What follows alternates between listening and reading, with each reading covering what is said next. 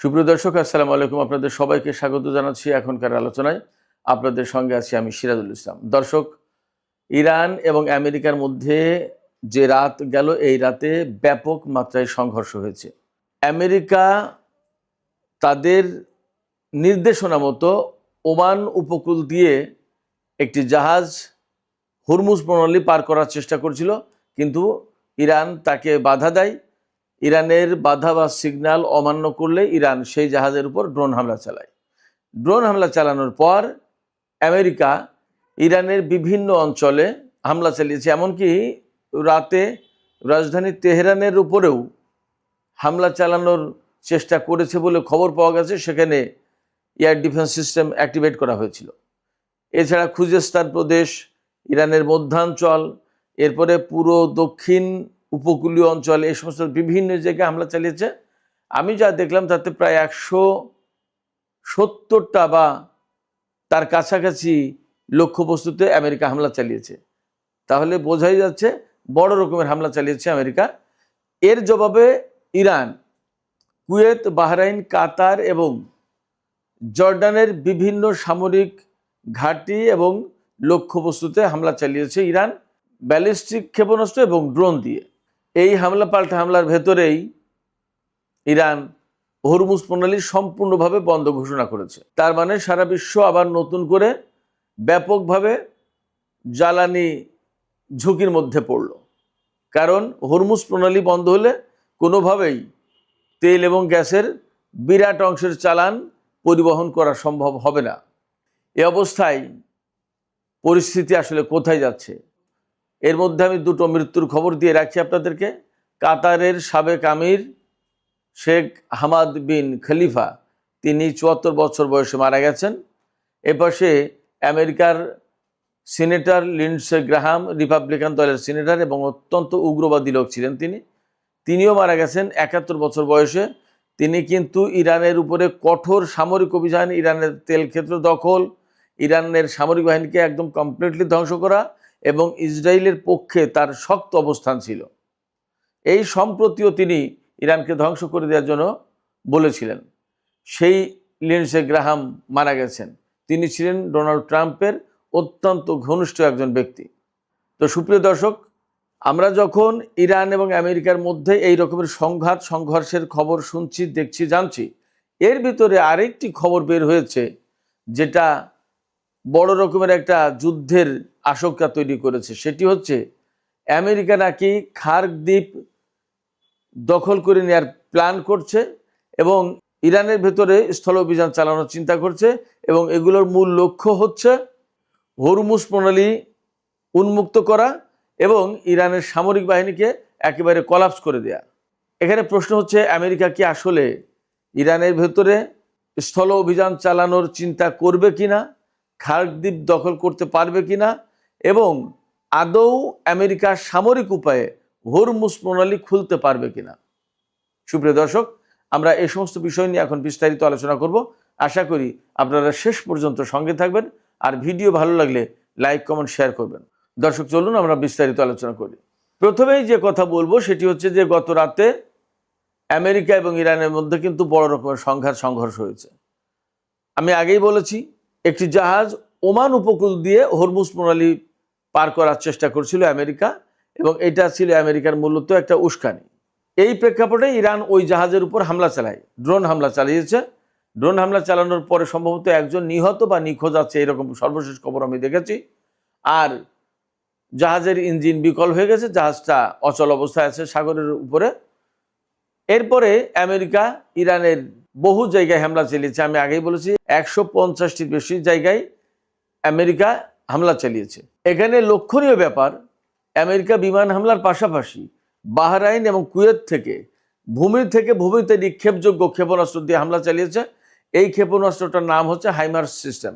এই HIMARS system থেকে ক্ষেপণাস্ত্র ছুঁড়ে ইরানে হামলা চালিয়েছে এবং এই হামলাগুলো মূলত হয়েছে ইরানের দক্ষিণ উপকূলীয় অঞ্চলে, বন্দর আব্বাস, কেশম দ্বীপ, কিশ দ্বীপ, সিরিক দ্বীপ, তারপরে এই খার্ক দ্বীপের আশপাশে খুজেস্তান, এই সমস্ত এলাকায়। আবার ইরানের মধ্যাঞ্চল, এমনকি তেহরানের উপরেও নাকি বিমান দিয়ে হামলা চালানোর চেষ্টা করেছে, হামলা চালিয়েছে।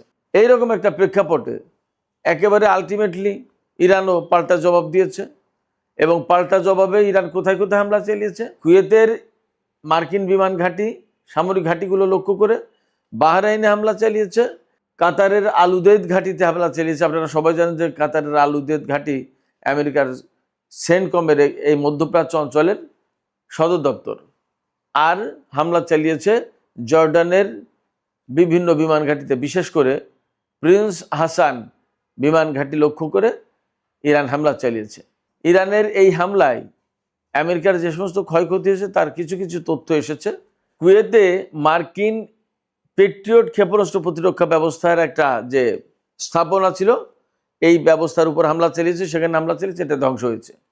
এরপরে মার্কিন সামরিক বাহিনীর গোলা বারুদের যে ডিপো, সেই ডিপোর উপর হামলা চালিয়েছে। তার মানে ধরে নেওয়া যাচ্ছে গোলা বারুদের ডিপোতে হামলা চালালে, যেহেতু ওগুলো বিস্ফোরক, ওটা মোটামুটি ধ্বংস হয়ে গেছে বলে ধরে নেওয়া যায়। এছাড়া কুয়েতে একটি রাডার স্থাপনার উপর হামলা চালিয়েছে ইরান। এগুলো হলো কুয়েতে। এরপরে বাহরাইনের ৫ম নৌবহরের ঘাঁটিতে হামলা চালিয়েছে নতুন করে ইরান। সেখানে বাহরাইন ও মার্কিন রাডার সিস্টেম, যোগাযোগ ব্যবস্থা, এই সমস্ত জায়গায় হামলা চালানো হয়েছে ইরানের পক্ষ থেকে। কাতারের আলুদেদ বিমান ঘাঁটিতেও ব্যালিস্টিক ক্ষেপণাস্ত্র দিয়ে ইরান হামলা চালিয়েছে। সেখানে যুদ্ধ বিমান মেরামত কেন্দ্র এবং কমান্ড অ্যান্ড কন্ট্রোল সেন্টার ধ্বংস হয়েছে কাতারে। এরপরে জর্দানে হামলায় কি ক্ষয়ক্ষতি হয়েছে? ইরানের আইআরবি প্রতিবেদনে বলা হয়েছে যে জর্দানে যে জায়গায় হামলা চালিয়েছে সেখানে সেনারা অবস্থান করছিল, মার্কিন সেনারা। পাশাপাশি সেখানে MQ-9 রিপার যে ড্রোন, এই ড্রোনের হ্যাঙ্গারে হামলা চালিয়েছে। তাতে ধারণা করা হচ্ছে বেশ কিছু ড্রোন ক্ষতিগ্রস্ত বা ধ্বংস হতে পারে। এই হলো মোটামুটি যুদ্ধের ক্ষয়ক্ষতির আপাতত বিবরণ। এর ভিতরে সবচেয়ে বড় যে ঘটনাটা ঘটেছে সেটি হচ্ছে হরমুজ প্রণালী বন্ধের ঘোষণা দিয়েছে ইরান। বলেছে আমেরিকা যতক্ষণ পর্যন্ত এই রকমের হস্তক্ষেপমূলক কর্মকাণ্ড বন্ধ না করবে, হামলা বন্ধ না করবে, ততক্ষণ পর্যন্ত হরমুজ প্রণালী আর ইরান খুলবে না। তার মানে দাঁড়াচ্ছে এই হরমুজ প্রণালী দিয়ে প্রতিদিন প্রায় 2 কোটি ব্যারেল তেল রপ্তানি হতো।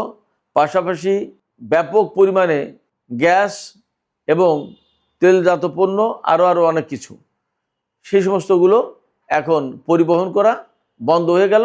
তার মানে সারা বিশ্ব মারাত্মকভাবে তেল সংকট, জ্বালানি সংকটের মধ্যে ঢুকে গেল। এবং আবার পণ্য মূল্য বেড়ে যাবে প্রতিটি দেশে, প্রতিটি জনপদে অর্থনৈতিক সংকট তৈরি হবে, মূল্যস্ফীতি বাড়বে, এবং কোনো দেশে এই সংকটকে কেন্দ্র করে বড় রাজনৈতিক সংকটও তৈরি হতে পারে। এখন এই পরিস্থিতিতে কি হবে? আমেরিকা কি ইরানকে জোর করে এই হরমুজ প্রণালী খুলে দিতে বাধ্য করতে পারবে? মনে হয় না।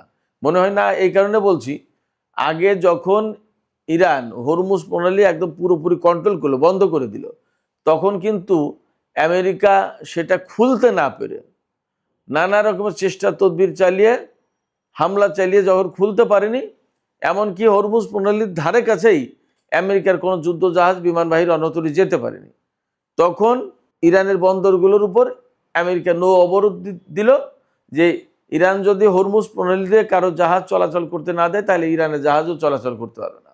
সেই নৌ অবরোধ থাকলো, ইরান তো দমে যায়নি বা পড়ে যায়নি, কিন্তু হরমুজ প্রণালী ইরান খুলল না। এই যে চুক্তি করে হরমুজ প্রণালী খুলতে হয়েছে, সেক্ষেত্রে ইরানের সাথে যদি আমেরিকা সামরিক উপায়ে হরমুজ প্রণালী খোলার চেষ্টা করে এবং সেইভাবে ব্যবস্থা নেয়, তাহলে সম্ভবত তারা ভুল করবে। এই হরমুজ প্রণালী খোলা তাদের পক্ষে সম্ভব হবে না। তাহলে উপায় কি? তাহলে উপায় একমাত্র ইরানের সাথে কূটনৈতিক অবস্থায়, কূটনৈতিক পন্থায় একটা মীমাংসার ব্যবস্থা করা। এই কথাই বলেছেন পাকিস্তানের পররাষ্ট্রমন্ত্রী ইসহাক দার আজকে ইরানের পররাষ্ট্রমন্ত্রী সাইয়েদ আব্বাস আরাগচির সাথে টেলিফোনে। তিনি বলেছেন সামরিক উপায়ে এই যে দ্বন্দ্ব সংঘাত, এর ভিতর দিয়ে আসলে সমস্যার কোনো সমাধান হবে না। আবার আপনারা সবাই কূটনৈতিক পথে ফিরে আসেন। ইরান বলছে আমরা তো ছিলামই, আমরা তো এত কিছুর পরেও আমরা কূটনৈতিক পন্থায় ছিলাম আপনাদের সবার আহ্বানে, কিন্তু সেই আমেরিকা যদি কূটনৈতিক সমঝোতা না মানে, আমেরিকা যেখানে প্রতিশ্রুতি দিয়েছে যে হরমুজ প্রণালী কন্ট্রোল করবে ইরান, এখন সেই কথা বলার পরে আবার তারা নতুন করে ইরানের উপর হামলা চালাচ্ছে। ইরান যখন হরমুজ প্রণালী কন্ট্রোল করার চেষ্টা করছে তখন তারা স্যাবোটাজ করছে এবং তারা তাতে বাধা দিচ্ছে।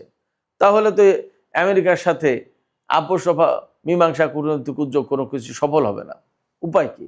এই জায়গায় আসলেই সবাই নিরুপায়। কারণ আমেরিকা যতক্ষণ পর্যন্ত তাদের প্রতিশ্রুতি এবং চুক্তি না মেনে চলবে ততক্ষণ পর্যন্ত আসলে এই সমস্যার সমাধান হবে না, এটা একদম পরিষ্কার।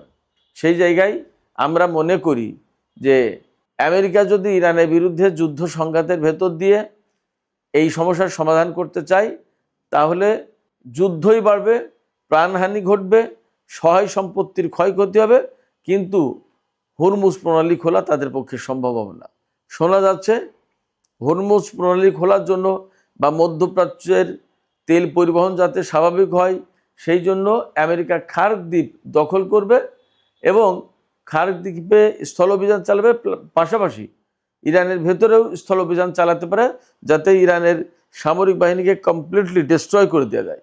কিন্তু আমি নিশ্চিত ইরান কোনো মতেই এই ভয়ে ভীত হবে না যে আমেরিকা ইরানের ভেতরে স্থল অভিযান চালাবে। বরং আমরা যা শুনতে পাচ্ছি তাতে ইরানিরা মার্কিন সেনাদেরকে আমন্ত্রণ জানাচ্ছে যে তোমরা আসো, ভিতরে আসো।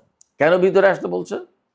ভিতরে যেতে বলছে এই কারণে যে বিমান হামলা, ক্ষেপণাস্ত্র এবং ড্রোন হামলা দিয়ে খুব বেশি একটা কাজ হয়নি, সামরিক স্থাপনা, ঘাঁটি এই সমস্ত ধ্বংস করা গেছে। কিন্তু ইরানের ভেতরে যখন স্থল অভিযান চালাবে তখন মার্কিন সেনারা যাবে ফাঁদে পড়ে, আটকা পড়ে যাবে।